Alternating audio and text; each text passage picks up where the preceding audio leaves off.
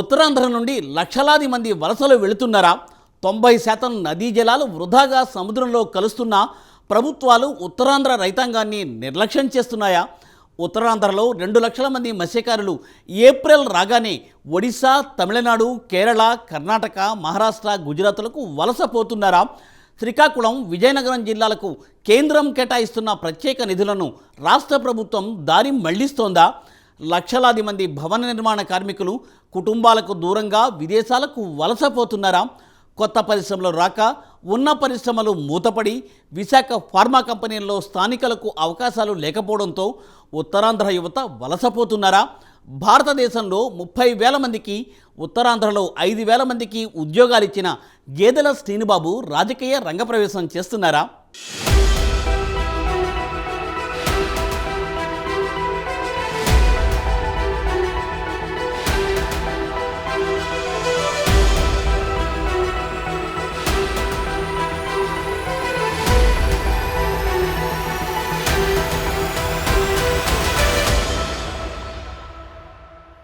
రెండు 2016-17 ఆర్థిక సర్వే ప్రకారం 22 లక్షల మంది ఉత్తరాంధ్ర నుంచి వలసలు వెళ్లారని గణాంకాలు వివరిస్తున్నాయి. కానీ 2023 నాటికి ఉత్తరాంధ్ర నుంచి 30 లక్షల మంది వలసలు వెళ్లారని గేదెల శ్రీనుబాబు లాంటి ఉత్తరాంధ్ర వాదులు వివరిస్తున్నారు. ఇదిలా ఉండగా ఆంధ్రప్రదేశ్ రాష్ట్రానికి 974 కిలోమీటర్ల సుదీర్ఘమైన సముద్ర తీరం ఉంది. అందులో శ్రీకాకుళం, విజయనగరం, విశాఖపట్నం జిల్లాలకి 320 కిలోమీటర్ల సముద్ర తీరం ఉంది. అలాగే ఉత్తరాంధ్రలో అనేక నదులు కూడా ప్రవహిస్తున్నాయి.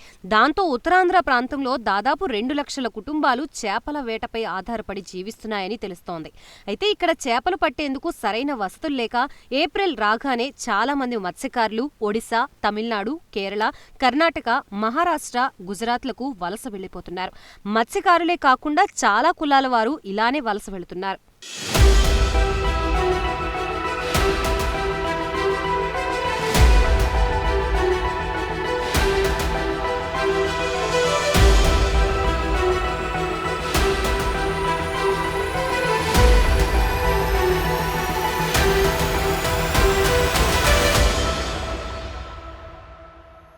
రెండు 2017-18 ప్రభుత్వ లెక్కల ప్రకారం శ్రీకాకుళం, విజయనగరం జిల్లాలు వ్యవసాయం, పరిశ్రమలు రెండిటిలోనూ బాగా వెనుకబడి ఉన్నాయి. దాంతో నీతి ఆయోగ్ ఈ 2 జిల్లాల్ని ఆర్థికంగా వెనుకబడ్డ జిల్లాలుగా గుర్తించింది. ఈ 2 జిల్లాల అభివృద్ధికి కేంద్రం ప్రత్యేక నిధుల్ని కేటాయించగా రాష్ట్ర ప్రభుత్వాలు ఆ నిధుల్ని దారి మళ్లిస్తున్నాయని ఉత్తరాంధ్ర రాజకీయ వర్గాలు ఆరోపిస్తున్నాయి. దాంతో ఉత్తరాంధ్ర అభివృద్ధి అనేది అందని ద్రాక్షగా మారడంతో ఉపాధి కోసం ఉత్తరాంధ్ర ప్రజలు వలసబాట పడుతున్నారు. బతుకు తెరువు కోసం ఉత్తరాంధ్ర ప్రజలు ప్రపంచంలోని ప్రతి దేశానికి వలసపోతున్నారు. ఇక్కడి ప్రజల భవన నిర్మాణంలో ఎంతో నైపుణ్యం కలిగిన వాళ్లు. మన దేశంలో కన్నా ఇతర దేశాల్లో ఆదాయం మెరుగ్గా ఉండటంతో భవన నిర్మాణ కార్మికులంతా కుటుంబాలకి దూరంగా విదేశాలకు వెళ్లి పనిచేసుకుంటూ స్వదేశంలోని వారి కుటుంబాల్ని పోషించుకుంటూ ఉన్నారు. దాంతో భార్యాభర్తల మధ్య, ముసలి తల్లిదండ్రులు, వారి పిల్లల మధ్య దూరం పెరిగి వారంతా తీవ్ర మనోవేదనకు గురవుతున్నారు. దీనంతటికీ ప్రభుత్వాల నిర్లక్ష్యమే కారణమని గేదెల శ్రీనుబాబు లాంటి ఉత్తరాంధ్ర ప్రేమికులు ఆరోపిస్తున్నారు.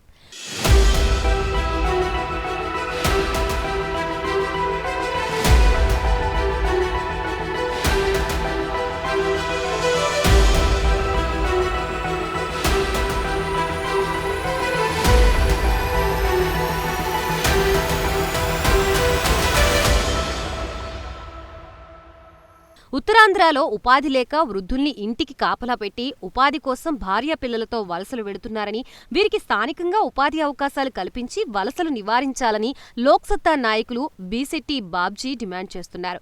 గ్రామీణ ఉపాధి హామీ పథకంలో 100 రోజుల పని నిబంధనలతో కూలీలు నష్టపోతున్నారని, ఇంట్లో నలుగురుంటే ఒక్కొక్కరికి ఏడాదికి 25 రోజులే పని దొరుకుతోందన్నారు. మరోవైపు ఉత్తరాంధ్రలో కొత్త పరిశ్రమలు రాకపోగా ఉన్న పరిశ్రమలు కూడా మూతపడ్డాయని విమర్శించారు. ఉత్తరాంధ్రలో ఉన్న ఫార్మా కంపెనీల్లో స్థానికులకు ఎటువంటి అవకాశాలు లేవని, ఈ అంశాన్ని స్థానిక ఎమ్మెల్యేలు పట్టించుకోవడం లేదని ఆరోపించారు. దీంతో చదువుకున్న ఉత్తరాంధ్ర యువత హైదరాబాద్, చెన్నై, ముంబై వంటి మహానగరాలతో పాటు విజయవాడ, తూర్పు గోదావరి, పశ్చిమ గోదావరి లాంటి ప్రాంతాలకు ఉపాధి కోసం వలసపోతున్నారన్నారు.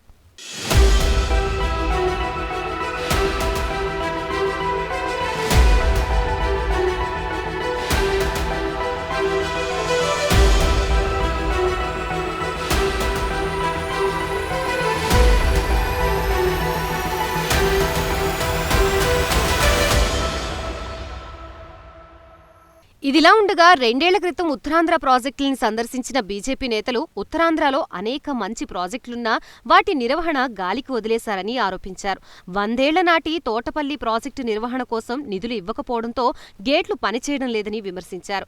మేఘాద్రి గెడ్డలో గేట్లు ఆపరేట్ చేసే ఉద్యోగులు కూడా లేరని సోము వీర్రాజు అన్నారు. వడిగెడ్డ వంటి 10 లక్షలు ఖర్చయ్యే ప్రాజెక్టులను కూడా పూర్తి చేయడం లేదని విమర్శించారు. మాజీ ముఖ్యమంత్రి వెంగళరావు హయాంలో మొదలైన ప్రాజెక్టులని సైతం ఇప్పటికీ పూర్తి చేయలేదని విచారం వ్యక్తం చేశారు. సారవంతమైన భూములున్నా సాగునీరు అందక పంటలు పండటం లేదని మండిపడ్డారు.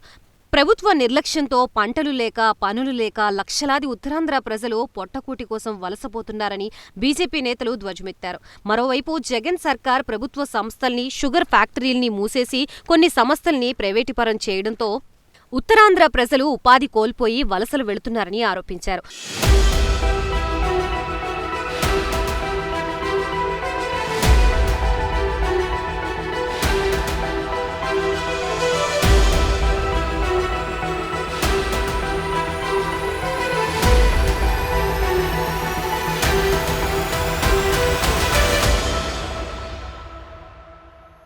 ఉత్తరాంధ్రలో 60 లక్షల ఎకరాల వ్యవసాయ భూములుండగా అందులో 30 లక్షల ఎకరాల సారవంతమైన భూములున్నాయి. కానీ ప్రస్తుతం 10 లక్షల ఎకరాలే సాగులో ఉందని గణాంకాలు తెలియజేస్తున్నాయి.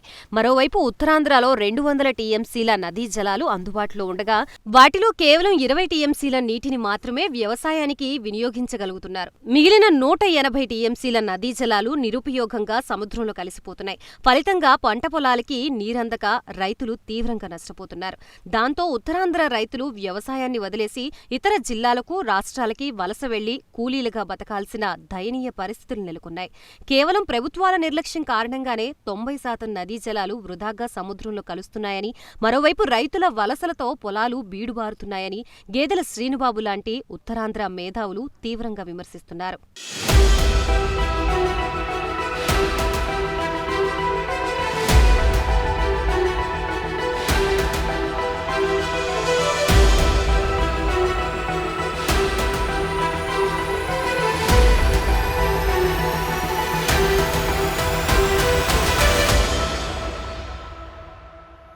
ఉత్తరాంధ్ర నుంచి రైతులు, రైతు కూలీలు, నిరుద్యోగ యువత అందరూ కలిసి సుమారు 30 లక్షల మంది ప్రజలు వలసలు వెళ్లిపోయారని గేదెల శ్రీనుబాబు ఆందోళన వ్యక్తం చేస్తున్నారు. ఉత్తరాంధ్ర వలసలు కేవలం గణాంకాలు కావని, ఈ వలసలు ఉత్తరాంధ్ర ప్రజల కష్టాలకి, కన్నీటి గాథలకు, ఆత్మఘోషకు నిదర్శనమని గేదెల శ్రీనుబాబు ఆవేదన వ్యక్తం చేస్తున్నారు. 30 లక్షల మంది ఉత్తరాంధ్ర ప్రజలు వలసలు పోయినా ఎలాంటి దిగులు లేకుండా 3 రాజకీయ కుటుంబాలు మాత్రం వేల కోట్లకు పడగలెత్తాయని ఉత్తరాంధ్ర ఉద్యమ సూర్యుడు గేదెల శ్రీనుబాబు ఆగ్రహం వ్యక్తం చేస్తున్నారు. ఇది ఉత్తరాంధ్ర ప్రజలపై తరతరాలుగా జరుగుతున్న రాజకీయ కుట్ర అని, ఈ కుట్రని అడ్డుకోకపోతే భావితరాలు మరింత నష్టపోతాయంటూ ఉత్తరాంధ్ర సూర్యుడు గేదెల శ్రీనుబాబు జనాన్ని మేల్కొలుపుతున్నారు. ఉత్తరాంధ్ర అభివృద్ధికి కేంద్ర బిందువైన విశాఖ నగరంలో ఉత్తరాంధ్ర నాయకులే ఎంపీ, ఎమ్మెల్యేలుగా ఉన్నప్పుడే విశాఖ అభివృద్ధి చెందుతుందని, తద్వారా ఉత్తరాంధ్ర ప్రజలందరికీ ఉపాధి లభిస్తుందని గేదెల శ్రీనుబాబు భరోసా ఇస్తున్నారు.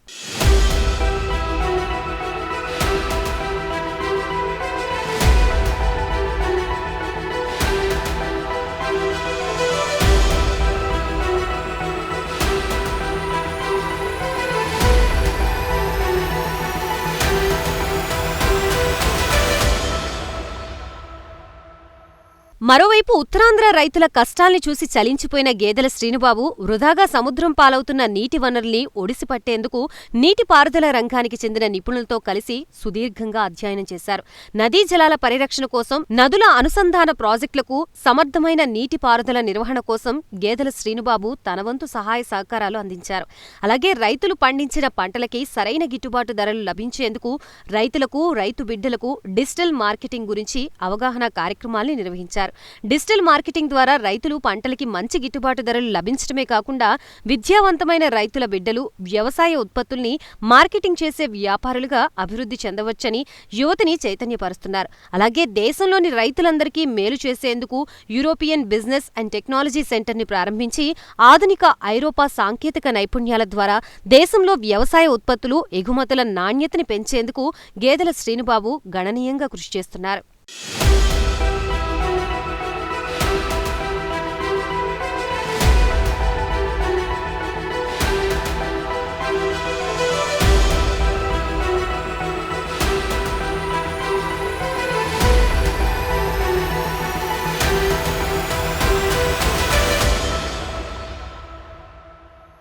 ఇదిలా ఉండగా మారుమూల గ్రామం నుంచి వచ్చి దేశ విదేశాల్లో వేల కోట్ల వ్యాపార సామ్రాజ్యాన్ని విస్తరించిన డాక్టర్ గేదెల శ్రీనుబాబు ఉద్యోగ అవకాశాల కల్పనకి కేర్ ఆఫ్ అడ్రస్ గా మారారు. ఒట్టి మాటలు కట్టిపెట్టబోయ్ గట్టిమేలు తలపెట్టబోయ్ అన్న గురజాడ అప్పారావు గారి మాటల్ని స్ఫూర్తిగా తీసుకుని కొన్ని వేల మంది యువతకి ఉద్యోగాలు కల్పించారు. ప్రత్యేకించి డిజిటల్ ఎంప్లాయ్మెంట్ క్రియేట్ చేయడంలో ఆయన బ్రాండ్ అంబాసిడర్ గా మారారు.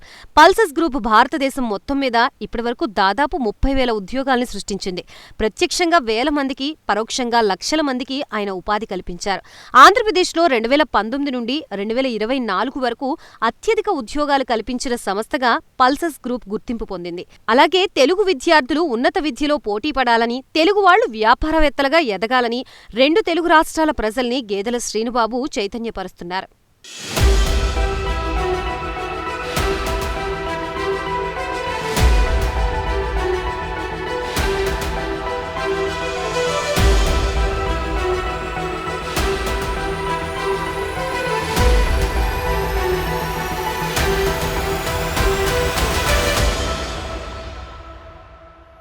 ఉత్తరాంధ్ర రైతులకు, నిరుద్యోగ యువతకు అండగా నిలుస్తున్న గేదెల శ్రీనుబాబు ఉత్తరాంధ్రలో అనేక సేవా కార్యక్రమాలు నిర్వహిస్తున్నారు. కరోనా విలయతాండవం చేసిన సమయంలో రాజకీయ నాయకుల్లో ఎక్కువ మంది ఉత్తరాంధ్ర ప్రజల్ని గాలికొదిలేగా ఉత్తరాంధ్ర ఆశాజ్యోతి గేదెల శ్రీనుబాబు మాత్రం లక్షలాది మంది ప్రజలకి నిత్యావసర వస్తువులు అందించడమే కాకుండా పెద్ద ఎత్తున ఆర్థిక సాయం కూడా చేశారు. అలాగే శ్రీకాకుళంలో 50 కోట్ల రూపాయలతో విజయ మల్టీ స్పెషాలిటీ హాస్పిటల్ కట్టించి పేదలకు తక్కువ ఫీజులతో నాణ్యమైన వైద్యాన్ని అందిస్తున్నారు. అలాగే పాలకొండలో శ్రీ సత్యసాయి పాఠశాల, కళాశాలల ద్వారా 4,000 మంది విద్యార్థులకు తక్కువ ఫీజులతో నాణ్యమైన విద్యని అందిస్తున్నారు.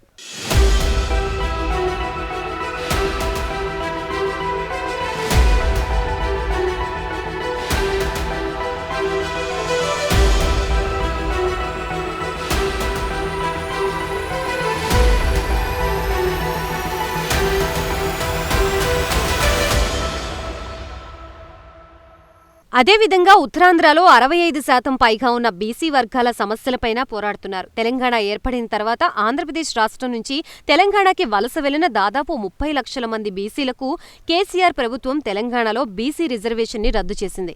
దాంతో గేదెల శ్రీనుబాబు ప్రధాని నరేంద్ర మోడీని కలిసి తెలంగాణలోని 30 లక్షల మంది ఆంధ్ర బీసీలకు మళ్లీ బీసీ రిజర్వేషన్లు కల్పించేలా కేసీఆర్ పై ఒత్తిడి పెంచాలని కోరారు. అలాగే కేంద్ర ప్రభుత్వం కూడా తెలంగాణలో నివసిస్తున్న ఆంధ్ర బీసీల్ని కేంద్ర ఓబీసీ జాబితాలో చేర్చాలని ప్రధాని నరేంద్ర మోడీని కోరారు.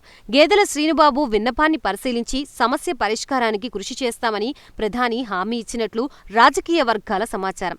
ఇలా ఉత్తరాంధ్ర ప్రజల సమస్యలు ఏవైనా వాటి పరిష్కారం కోసం నిరంతరం పరితపిస్తున్న గేదెల శ్రీనుబాబుని ఉత్తరాంధ్ర చీకటి బతుకుల్లో వెలుగుని నింపుతున్న ఉత్తరాంధ్ర సూర్యుడిగా స్థానిక ప్రజలందరూ అభిమానిస్తూ ఉన్నారు.